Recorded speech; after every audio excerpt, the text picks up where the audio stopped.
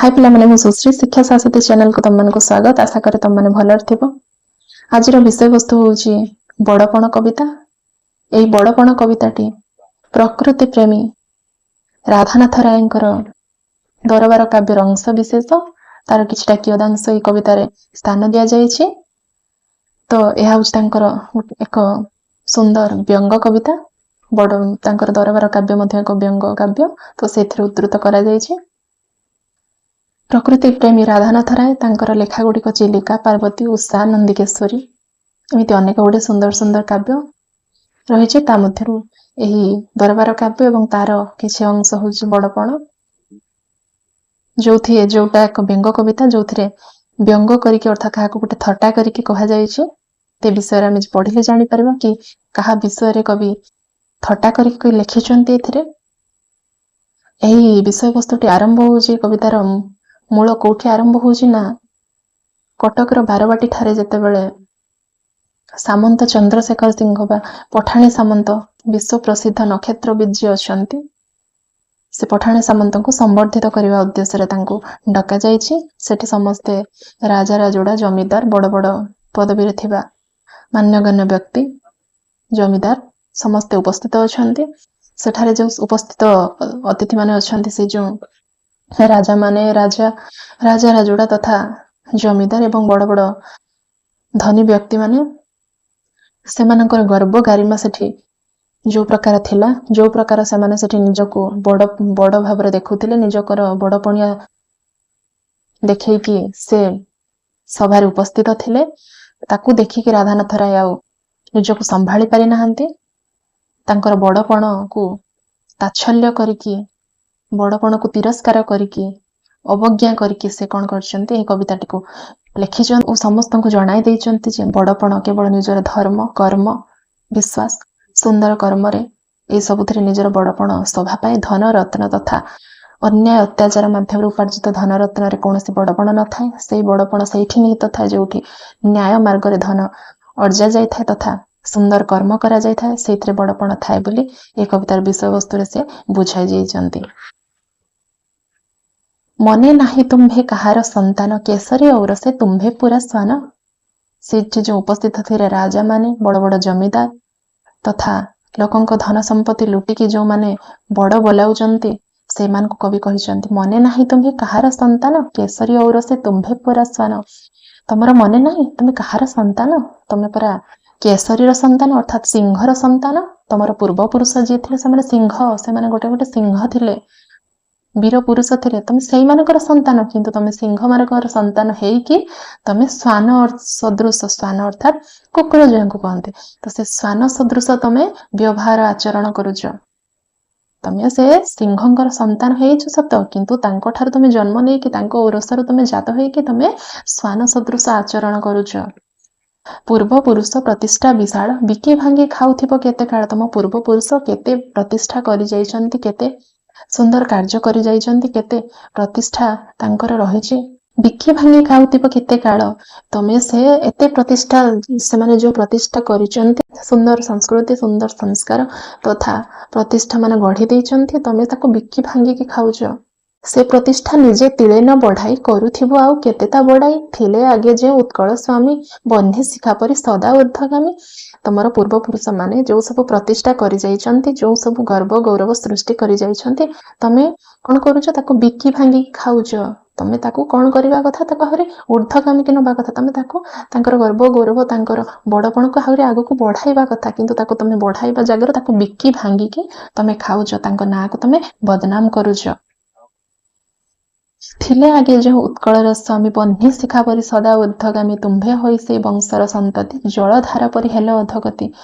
तमे से वंशर संतान, तमे से आगुरु जो पूर्वपुरुष थिले, वीर माने थिले, से माने कौन ना उत्कलर जो स्वामी माने थिले, से माने कौन ना बन्ही शिखा परि, बन्ही अर्थात अग्नि शिखा परि सदा ऊर्ध्वगामी। अग्नि शिखा जेपरि तार धर्म जोठी तले पड़ू ऊपर पड़ू, जोठी थाउ से ऊपर को ही अग्नि शिखाटा ऊपर को ही जाए।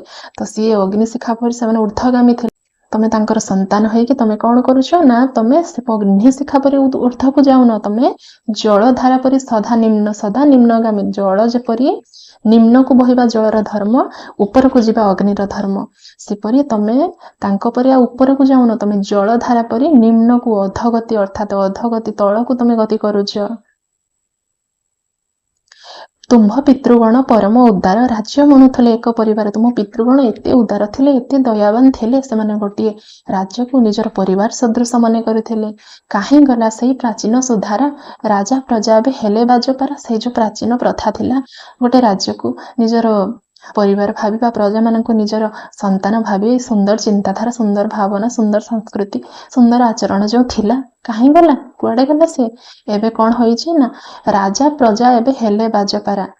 ବାଜପାରାର ଅର୍ଥ, ବାଜ ପକ୍ଷୀ କଣ କରେ ନା ପାରାକୁ ଦେଖିଲେ ତାର ଖାଇବା ପାଇଁ ଲୋଭ ହୁଏ।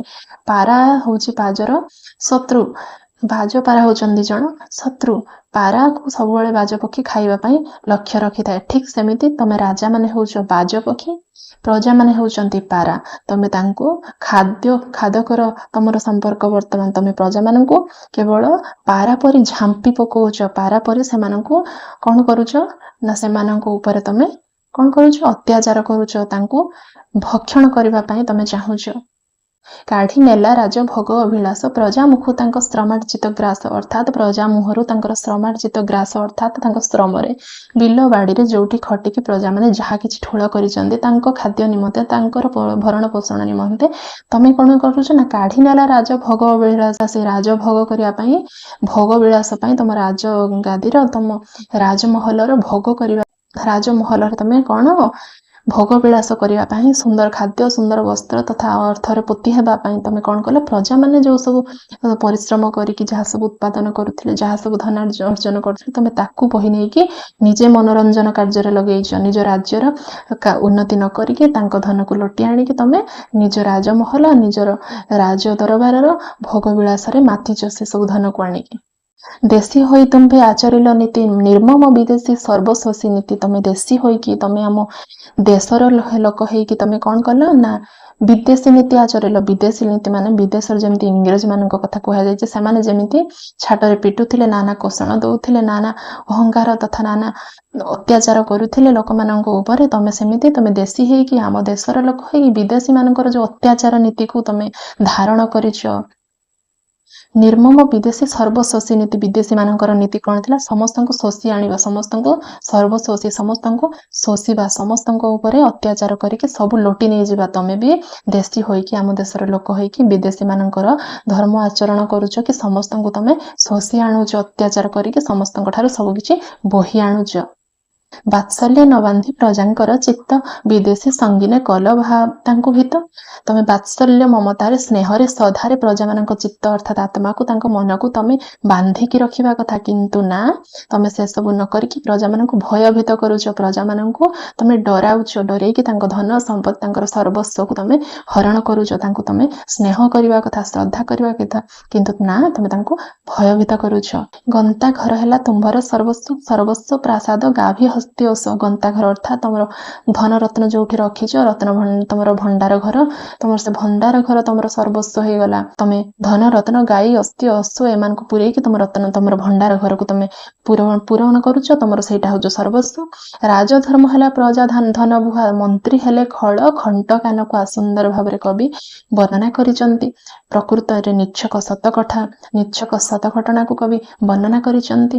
ରାଜାମାନେ ତଥା ବଡ ବଡିଆ ମାନେ ଧନରତ୍ନରେ ଏତେ ଲାଳସାରେ ଏତେ ମାତିଥିଲେ ଯେ ସାଧାରଣ ନିରୀହ ଖଟିଖିଆ ମୂଲିଆ ମାନଙ୍କର ଦୁଃଖ ଦୁର୍ଦ୍ଦଶାକୁ ସେମାନେ କେବେ ହେଲେ ବୁଝୁନଥିଲେ। ଦୁଃଖ ଦୁର୍ଦ୍ଦଶା ଗରିବର ଆଖିର ଲୁହକୁ ସେମାନେ ତିଳେ ହେଲେ ଖାତିର କରୁନଥିଲେ। ରାଜଧର୍ମ ହେଲା ପ୍ରଜା ଧନ ଭୁଆ। ରାଜାର ଧର୍ମ କଣ ନା ସତ୍ୟ, ନ୍ୟାୟ, ନିଷ୍ଠା, କର୍ମର ସେ ଚାଲିବା ଦରକାର। ସତ୍ୟ, ବିଶ୍ୱାସ, ଧର୍ମ, କର୍ମ ତାର ସୁନ୍ଦର ହବା ଦରକାର। କିନ୍ତୁ ତମେ କଣ କଲ ନା ତମର ରାଜଧର୍ମ କଣ ନା ପ୍ରଜା ଧନ ଭୁଆ। ତମର ରାଜଧର୍ମ କଣ ହେଲା ନା ତମ ପ୍ରଜାଙ୍କର ଧନ ବୋହିବ, ପ୍ରଜାଙ୍କର ଖଟିଖିଆ ପ୍ରଜାଙ୍କର, ନିରୀହ ପ୍ରଜାଙ୍କର ଯାହା ସବୁ ଅଛି ତାକୁ ଲୋଟି ଆଣିବ। ଏଇଟା ହଉଛି ତମର ଧର୍ମ। ମନ୍ତ୍ରୀ ହେଲେ ଖଳ ଖଣ୍ଟ କାନକୁ। ମନ୍ତ୍ରୀ ଯେତିକି ତମର ଅଛନ୍ତି ସେମାନେ ଖଳ ପ୍ରକୃତିର, ଚୋର ପ୍ରକୃତିର, ଖଣ୍ଟ ପ୍ରକୃତିର। କାନକୁ ତା କାନରେ ଯାଇକି କେତେ କଣ କଥା କହିବା, ତାକୁ ଠକି ଆଣିବା, ଏଇ ସବୁ ପ୍ରକୃତିରେ ତମର ମନ୍ତ୍ରୀଗଣ। ତଣ୍ଡି ଦୁଃଖୀ ରଙ୍କି ଅରକ୍ଷିତ ରାଣ୍ଡ ବିଦେଶୀଙ୍କି ଖୁଆଇଲେ କୁକୁଟାଣ୍ଡ।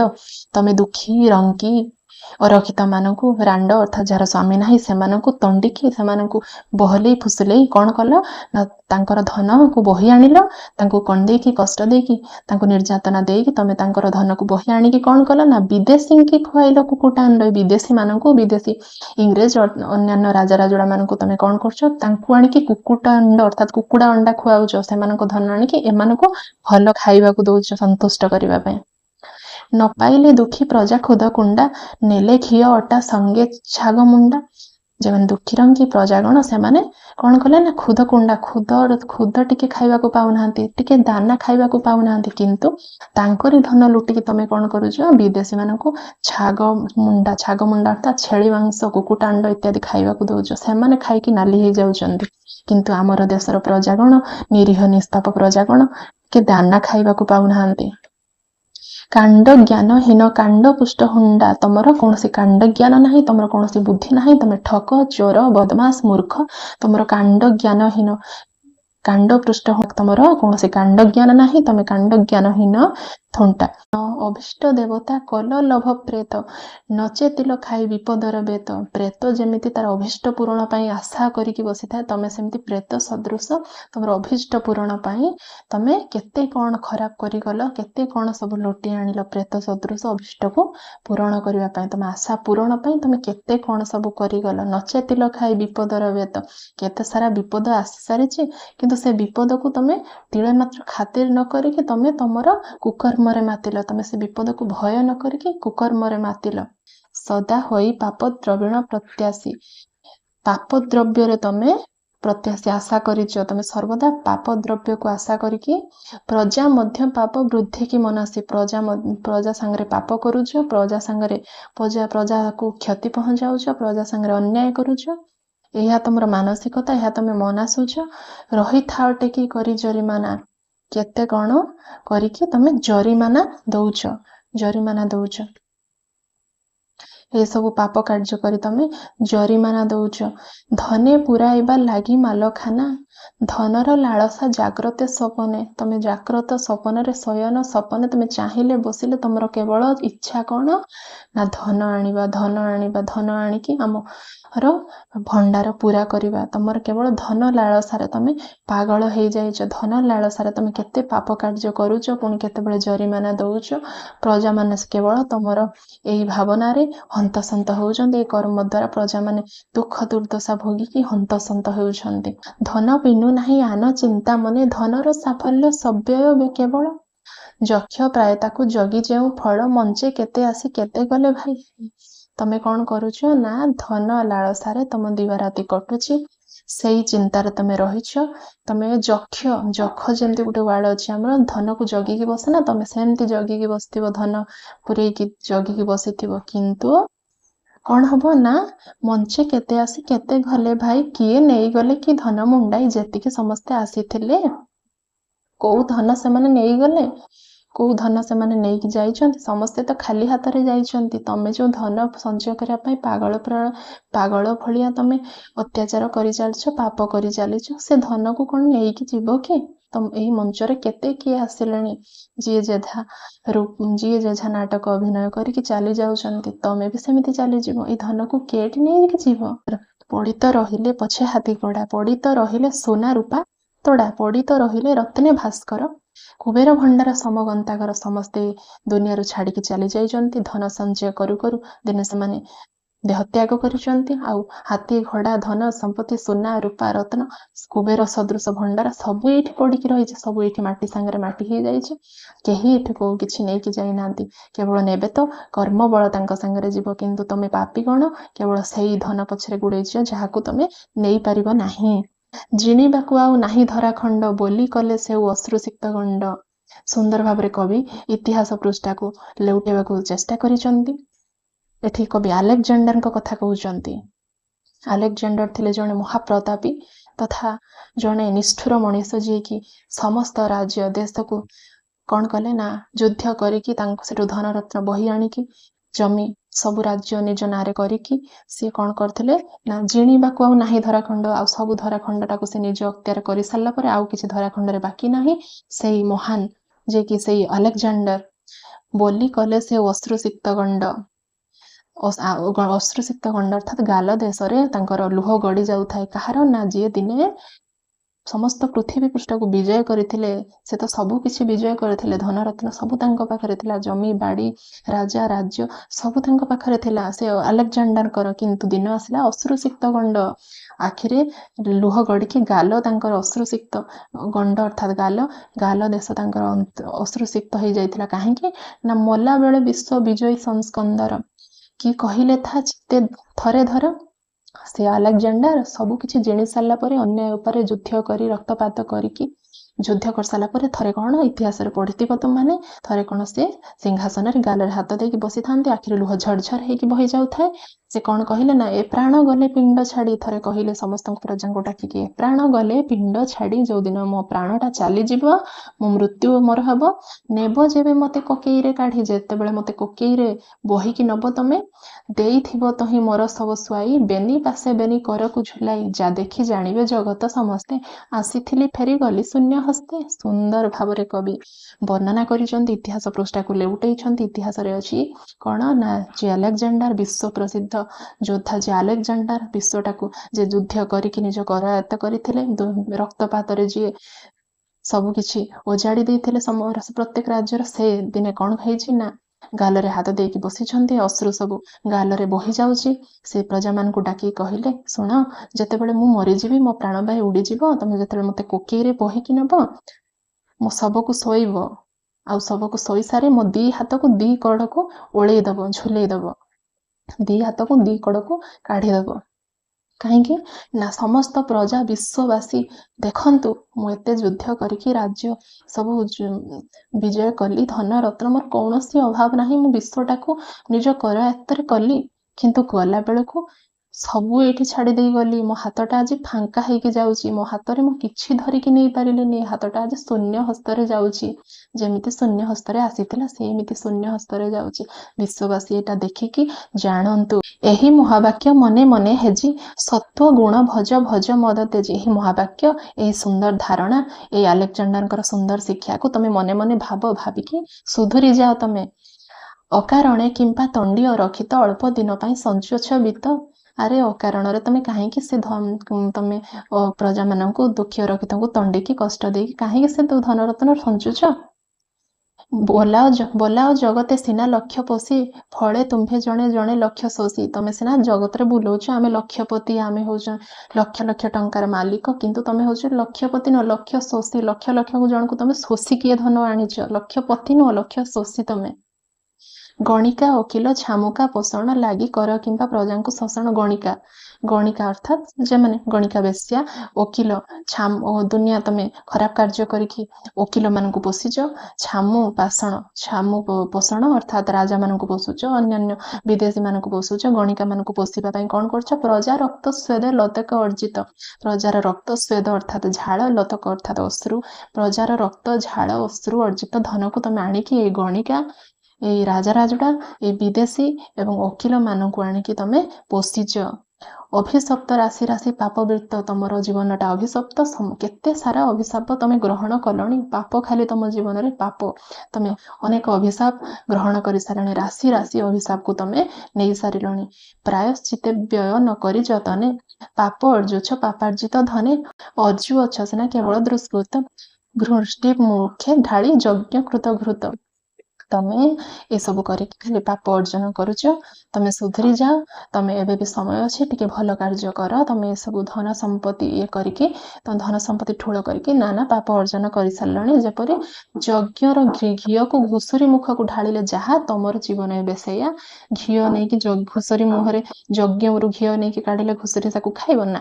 ତମେ ସେମିତି ଅଯୋଗ୍ୟ, ତମକୁ ଘିଅ ଦେଇକି ପୋଷିଲେ ସେ ସବୁ ହବନି। ତେଣୁ ତମେ ସୁଧୁରି ଯାଅ। କବିତାଟି ଅତ୍ୟନ୍ତ ସୁନ୍ଦର। ପରବର୍ତ୍ତୀ ଭିଡିଓରେ ଆମେ ଏହାର ବୈଶିଷ୍ଟ୍ୟାଂଶ ନିଶ୍ଚୟ ଆଲୋଚନା କରିବୁ। ଭିଡିଓଟି ଯଦି ଭଲ ଲାଗିଥିବ ନିଶ୍ଚୟ ଲାଇକ୍, ସେୟାର, ସବସ୍କ୍ରାଇବ କରିବେ। ରହୁଛି, ଧନ୍ୟବାଦ।